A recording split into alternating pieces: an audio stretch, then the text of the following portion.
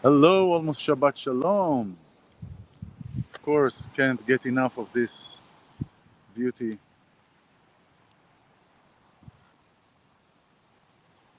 So I'm in the Palos Verdes section, and this is all Redondo, goes all the way to Monica of Santa. The sun is finally here, and Shabbat is almost here. So, and this week has been, I mean, these weeks have been so crazy with so many things that are happening, and so many promises that are broken. And we're looking at the global, if we look at the global and the collective, what is happening, promises in the sense of doing something that is really, we really didn't expect this, right? When we're thinking about what is happening with teaching the children in schools and this gender mutilation that is happening, and the strikes, the strike that is happening, the actor strikes and the writer strikes. Really what it comes down to is really the word, is really what was promised or what was expected, and suddenly what has been transpired, what has transpired and is still transpiring. And while on one end we could see it's all a smoking screen to to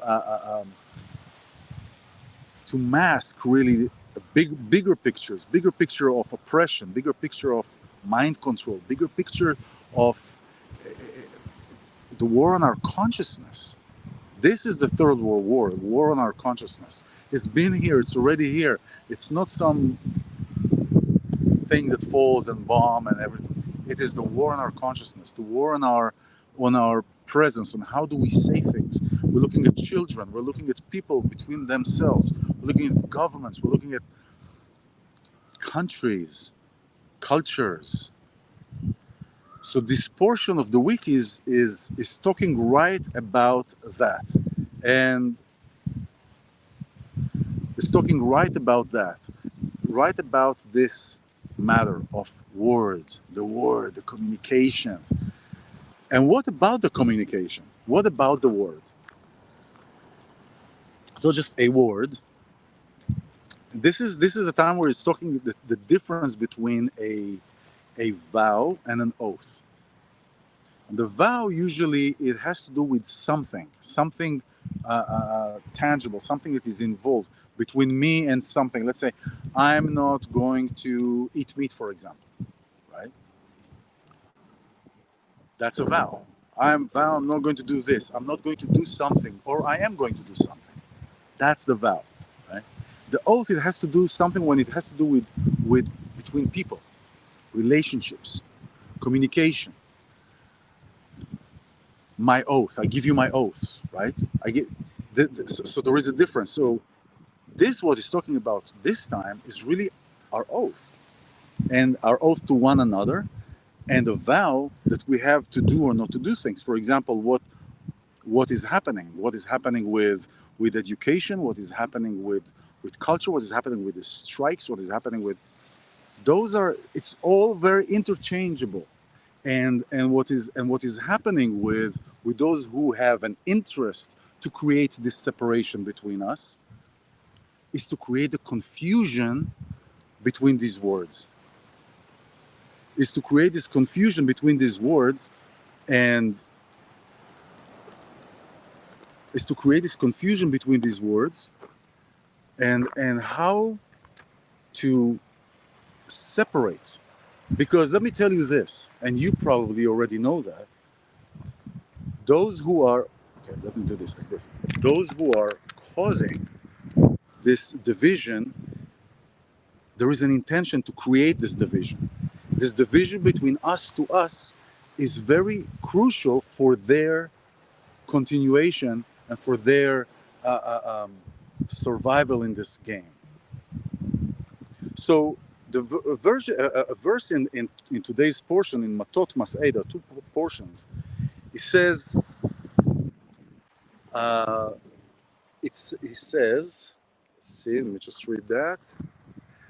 איש אשר ידור נדר לא יחל על דברו, כל אשר יאמר יעשה. A person who made a vow and made an oath will not go back on his word. Everything he says should be done. He should do it. And our sages say you rather not vow or make an oath if you can't keep it, rather than making one and not being able to pay or pay up. That kind of a sentence. This is interesting. Lo yachel, which means don't go back on your word, comes from the word chalul and lechalel, which means to, like in English, the translation will be to violate. But the root of the word comes from the word lechalel, which is to violate, but also is empty. Halal. Halal is space in Hebrew. Halal is space. And what is in halal? There is a void. Right? So there is a void. Because what happens is when we say something and we are either not following through or changing our mind, or whatever that is, it becomes a void.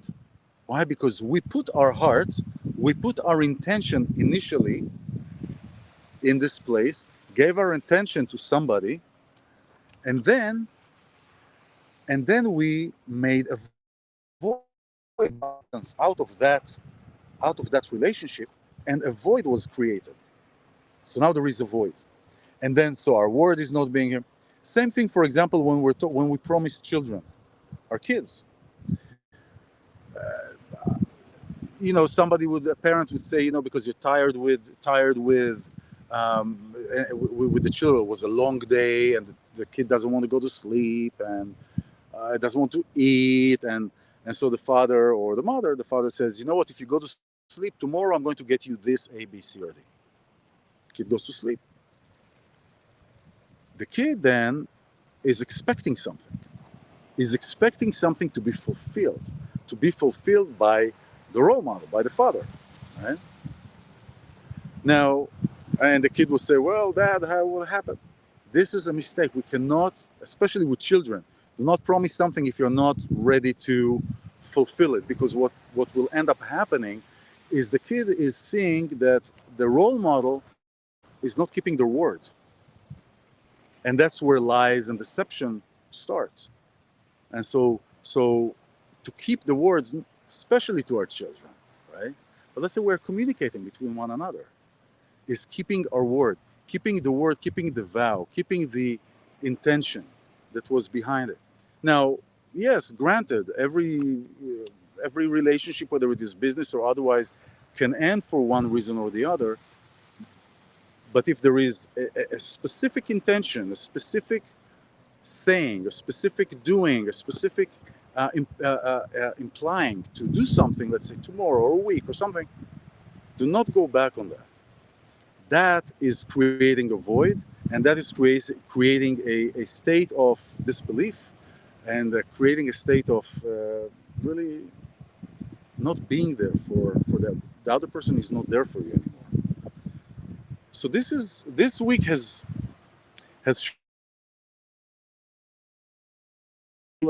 post a different post with his picture. Actually, let me show you his picture. I'm going to show you somebody I met yesterday.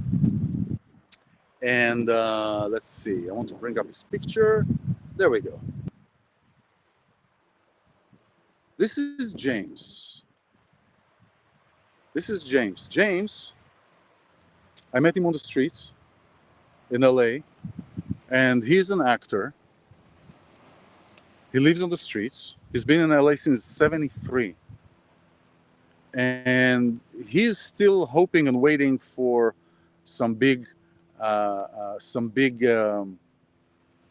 studio to call him and offer him something.